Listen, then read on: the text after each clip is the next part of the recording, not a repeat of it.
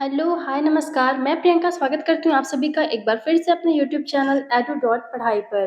तो व्यूअर्स, जैसा कि मैंने अपने लास्ट वीडियो में आपको क्वेश्चन आंसर्स का एक सीरीज़ स्टार्ट किया था कि जो आपको केवीएस पीआरटी इंटरव्यू में बहुत हेल्प मिलने वाला है इससे। तो मैंने लास्ट वीडियो में क्वेश्चन नंबर 1 से 5 तक डिस्कस कर दिया था। अब चलिए आगे बढ़ते हैं इस सीरीज़ में। तो आज हम देखेंगे क्वेश्चन नंबर 6 हम अभी देख रहे हैं। क्वेश्चन पूछा हुआ है कि do you know what is the meaning of a primary care giver to a child. तब यहाँ से समझिए इसका मतलब हुआ कि क्या आपको पता है कि एक जो प्राइमरी केयर गिवर होता है एक बच्चे के लिए उसका क्या मीनिंग होता है। तो देखिए इसका आंसर दिया हुआ है कि this is the term used instead of mother और father as many children today are raised by one parent or another person entirely, be it relative or friend. This term avoids calling attention to each child's state. If there are children in the class whose primary caregiver is not the mother, sensitivity and forethought will allow you to tell all kinds of stories without upsetting or embarrassing children. तो अब यहाँ से समझिए आप। देखिए ये जो इसका आंसर दिया हुआ है, ये है इसका आंसर, आप देख पा रहे होंगे। तो इसमें इसका मतलब क्या हुआ? इसका मतलब होता है यहाँ पर कि इनका कहना है कि ये जो टर्म है, आजकल के टाइम में क्या हो रहा है कि केयर गिवर का मतलब जो इसको यूज़ किया गया है मदर या फादर की जगह पर। यानी कि एक जो बच्चा होता है, उसका केयर गिवर कौन होता है? या तो मदर होते हैं या तो फादर होते हैं। लेकिन आजकल की सोसाइटी में क्या है कि बहुत सारे बच्चे ऐसे भी हैं, जो किसी सिंगल पेरेंट के द्वारा उनका पालन-पोषण हो रहा है। यानी कि या सिर्फ़ मदर हैं या फिर सिर्फ़ फादर हैं, या फिर किसी फ्रेंड या फिर रिलेटिव के द्वारा ही बच्चों का पालन पोषण हो रहा है। तो इसलिए क्या करेंगे हम कि यहाँ पर मदर फादर का नहीं करेंगे। और ये जो केयर गिवर मतलब है, इससे बच्चों को क्या होता है कि जिन बच्चों का पेरेंट्स में सिर्फ मदर है या फादर है, उनको ऐसा गिल्ट फील नहीं होता है, फिर उनको बुरा नहीं लगता है, आप ऐसा बोल सकते हो। तो इसलिए ये टर्म केयर गिवर यूज़ किया जाता है। और अगर बच्चे हैं क्लास में, if there are children in the class primary care, यानी कि कुछ ऐसे बच्चे जो हैं क्लास में आपके जिनके जो प्राइमरी केयर गिवर हैं वो मदर नहीं है, तो उसमें क्या होगा, बच्चों के अंदर सेंसिटिविटी आ जाती है कि हाँ इसकी तो मदर नहीं है, इसके फादर नहीं है। तो ये सबसे क्या होगा, जब आप केयर गिवर वर्ड यूज़ करोगे तो वो आप किसी भी तरह की कहानी सुना सकोगे केयर गिवर वर्ड को यूज़ करके। इससे बच्चों के अंदर सेंसिटिविटी नहीं आएगी कि हाँ मेरी तो मदर नहीं है, मेरे तो फादर नहीं है, इस टाइप की चीज़ें दूर होंगी। तो इसलिए हमें क्या करना होगा, प्राइमरी केयर गिवर का हमें यूज़ करना होगा। अब चलते हैं नेक्स्ट क्वेश्चन पे। तो नेक्स्ट क्वेश्चन है question number 7। Tell me why are you looking for a change from your current institution. तो अब ये देखिए इसका मतलब है कि आपने जो आप मान लीजिए ये उन कैंडिडेट्स के लिए हो जाएगा जो पहले से किसी इंस्टीट्यूट में काम कर रहे हैं बट अब वो केवीएस में जाने के लिए सोच रहे हैं या फिर केवीएस के एग्ज़ाम दे रहे हैं वो। तो उसका आंसर यहाँ पर दिया हुआ है कि I have been sorry, I have been working with the current institution for the last 10 years and it has always been a learning experience all the while.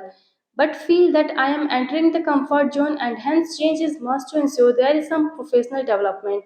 Looking for a new and challenging work environment where enhancing my existing skills is a must. यानी कि ये समझिए आप, आपको कभी भी जब आप अपना पुराना इंस्टीट्यूट अगर आप चेंज कर रहे हो, नया इंस्टीट्यूट ज्वाइन कर रहे हो, तो आपको कभी भी अपने जो आप पहले जिस इंस्टीट्यूट में काम कर रहे थे वहाँ की बुराई आपको कभी भी नहीं करनी, क्योंकि इससे आपका कैरेक्टर शो होगा कि हाँ आप जो काम छोड़ देते हो, जिस इंस्टीट्यूट को छोड़ देते हो, उसके बारे में आप बुरा बोलना स्टार्ट कर देते हो। इसलिए क्या करना है आपको वहाँ पर बिल्कुल भी इस तरह की चीज़ें नहीं बोलनी है। तो आप यहाँ पर क्या बताओगे कि हाँ मैंने 10 साल तक एक इंस्टीट्यूट में काम किया हुआ था, आप जितने भी साल वर्क किए होगे। फिर है कि वहाँ पर मैंने बहुत अच्छे लर्निंग एक्सपीरियंस मुझे मिला, लेकिन मुझे ऐसा फ़ील होता है कि मैं वहाँ पर एक कम्फ़र्ट ज़ोन में पहुँच गया था, तो इसलिए मुझे थोड़े चेंज की ज़रूरत थी, ताकि मेरा प्रोफ़ेशनल डेवलपमेंट हो सके। मैंने वहाँ पर इतने टाइम काम कर लिया था कि मेरा एक कम्फ़र्ट ज़ोन वहाँ पर बन गया था और मेरा प्रोफ़ेशनल डेवलपमेंट अब वहाँ पर नहीं हो पा रहा था। इसलिए क्या है, कुछ चेंज चाहिए था मुझे, कुछ अपने अंदर प्रोफ़ेशनल डेवलपमेंट करना था, इसलिए मैं एक नया चैलेंजिंग एनवायरनमेंट अपने लिए खोज रहा हूँ, जिससे कि मैं अपने स्किल्स को और भी एनहांस कर सकूँ। ये आपका आंसर होना चाहिए वहाँ पर। तो नेक्स्ट बात करते हैं हम क्वेश्चन नंबर 8 की।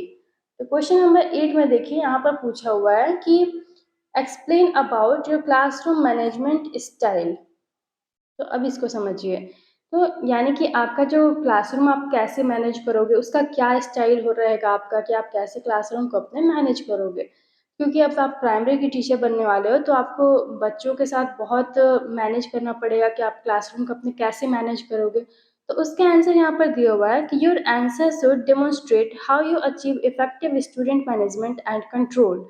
यानी कि आपका जो आंसर होना चाहिए वो ऐसा होना चाहिए कि वो इन सारी चीज़ों को एग्जाम्पल दे कि हाँ, आप कैसे एक अच्छा स्टूडेंट मैनेजमेंट और बच्चों को कैसे आप कंट्रोल में कर लेते हो। Include expects such as monitoring, modelling, environmental control and reinforcement. और इन सभी चीज़ों में आपकी मॉनिटरिंग, आप कैसे बच्चों की निगरानी करते हो, मॉडलिंग कैसे कराते हो आप, इन्वायरमेंट कंट्रोल कैसे आप माहौल वहाँ का बना कर रखते हो, और रीइंफोर्समेंट भी, यानी कि बच्चों को आप कैसे मोटिवेट रखते हो, उन्हें कैसे पुनर्बलन देते हो, ये सारी चीज़ें उसमें होनी चाहिए। Explain how you are able to adapt your style according to the situation, provide examples. और इसके साथ साथ में आपको अपने ये भी स्टाइल शो करने होंगे कि हाँ, आप किसी भी सिचुएशन में आप अपने आप को कैसे चेंज कर लेते हो। मान लीजिए कोई भी सिचुएशन आपके सामने आती है, आप उसके अकॉर्डिंग खुद को अडॉप्ट कर लेते हो। और इसके लिए आपको एग्जाम्पल्स भी देने पड़ेंगे कभी के कि हाँ, एक बार ऐसे हुआ था, मैं क्लास में था, तभी सडनली ऐसा हो गया था, और मैंने उस टाइम पर आपने क्या किया था उस सिचुएशन को कंट्रोल करने के लिए, वो सारी चीज़ें आपको एग्जाम्पल में देना पड़ेगा। अब नेक्स्ट आते हैं हम क्वेश्चन नंबर 9 पर। तो क्वेश्चन नंबर 9 देखिए दिया हुआ है कि tell me how do you evaluate your own teaching performance. तो अब ये देखिए, ये बहुत इंपॉर्टेंट क्वेश्चन है।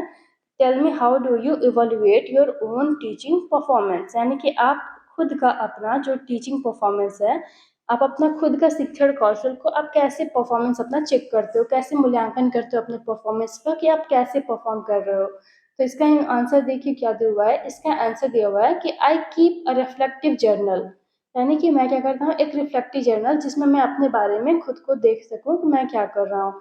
आई write in it at least once a week and reflect on a lesson I thought that week और something that happened in the class and how I handled it.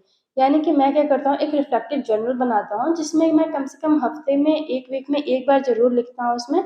और मैं जो लेसन मैंने क्लास में पढ़ाया होता है उस वीक में, उसके बारे में मैं लिखता हूँ कि हाँ, क्लासरूम में क्या हुआ था और मैंने उसको कैसे हैंडल किया था।